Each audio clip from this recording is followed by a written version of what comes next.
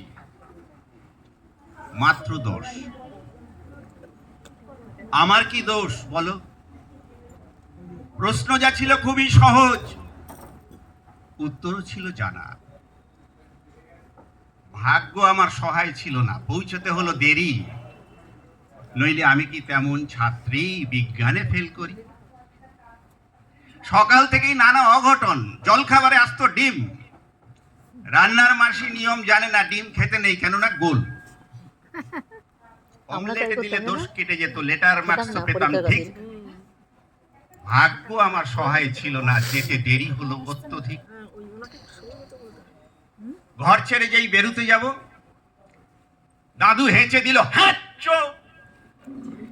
ঠাকুমা তাই রেগে মেগে কাই মাকে বললেন, অ বৌমা, হাঁচি পড়লো, বেরোয় না যেন।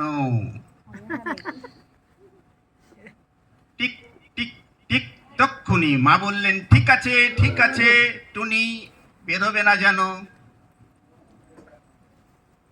হাঁচির শব্দ যেই না কাটলো, চৌখাটে পা, আবার পড়লো বাধা, টুনি ঘরে বসে যা।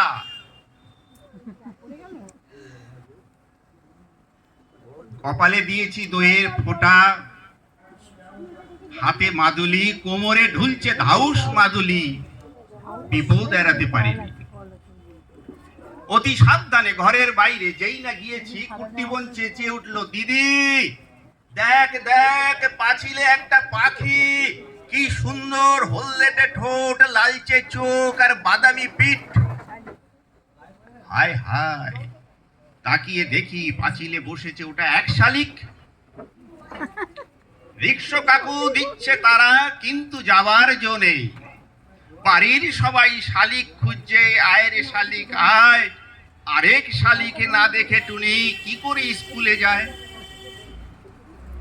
শালিক জুটলো অবশেষে, রিক্সা ছুটলো খুব জোরে, আর দেরি নেই পৌঁছতে স্কুলে। কিন্তু আমার পোড়া কপাল, হঠাৎ ব্রেক, থামতেই হলো। পথ কেটে গেছে কালো বেড়াল। দেরির পরে আরো দেরি, দেরিতে গেলাম স্কুলে।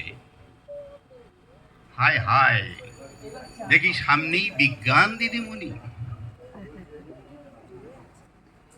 খুলে বললাম, রাগে গজগজ, বসতে দিলেন ঘরে। বিজ্ঞানের ছাত্রী হয়ে তুমি ডুবে আছো সংস্কারে। মুক্তমনা দিদিমণি অনেক বকাঝকার পরে প্রশ্নপত্র এগিয়ে দিলেন, খাতা দিলেন। তাকিয়ে দেখি পলা নীলা শঙ্খে ভরা দিদিমণির হাতের আঙুলগুলো। বিজ্ঞানে আমি 10 পেয়েছি, মাত্র 10। আমার কি দোষ বলো?